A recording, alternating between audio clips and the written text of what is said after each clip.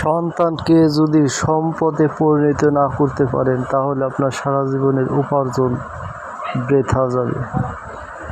কারণ আপনি যে উপার্জনই করেন না কেন, এগুলো যদি সন্তানের ভবিষ্যতে চিন্তাই করেন তাহলে অবশ্যই সন্তানকে দিনই শিক্ষায় শিক্ষিত করার চেষ্টা করবেন, আসল শিক্ষায় শিক্ষিত করবেন। কারণ দেখেন, দুনিয়া আসলে এমন জায়গা, এখানে কিন্তু কেউ কারো না।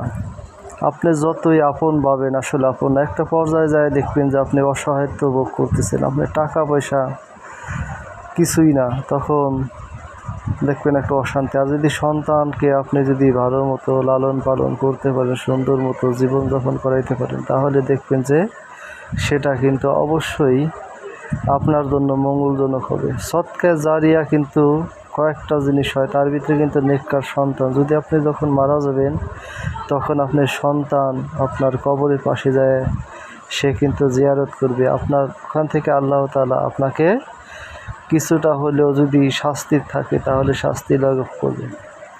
এজন্য দুনিয়াতে টাকা পয়সাও যেমন দরকার আছে, তেমন সৎ সন্তানও দরকার আছে। সন্তানদেরকে সবসময় চেষ্টা করবেন সৎ পথে রাখার জন্য, হালাল জিনিস খাওয়ানোর জন্য, হালাল ইনকাম খাওয়ানোর জন্য। যদি হালাল ইনকাম খাওয়াইতে পারেন তাহলে আপনার সন্তান কখনো বিপদগামী হবে না।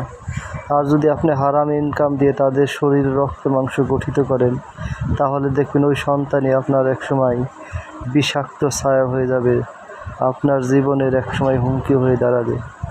এই জন্য চেষ্টা করবেন সন্তানদেরকে সবসময় সৎ পথে রাখার জন্য, সৎ পথে উপার্জন করার জন্য শিক্ষা দিবেন।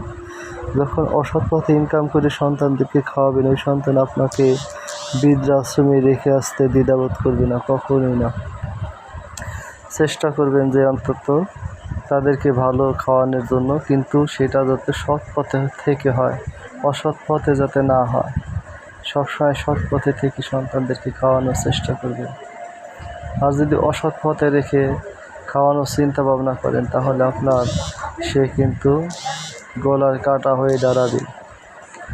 সন্তানকে সম্পদে পরিণত করতে হবে। একটা ভিডিও দেখলাম, যে আসলে সেটা সত্য মিথ্যা জানি না, কিন্তু লোকটা মারা গেছে, তার সম্পদ নেওয়ার জন্য সন্তানরা তাকে মৃত অবস্থায় চেয়ারে বসিয়ে তার সম্পদ সেগুলা নিয়ে নিচ্ছে টিপসই দিয়ে দিয়ে।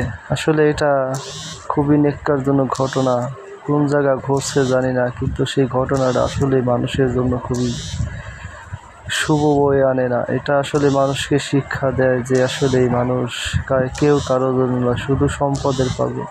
সম্পদ রেখে যেতে পারবেন আপনি, সন্তান আপনাকে ভালো জানবে, না হলে নাই।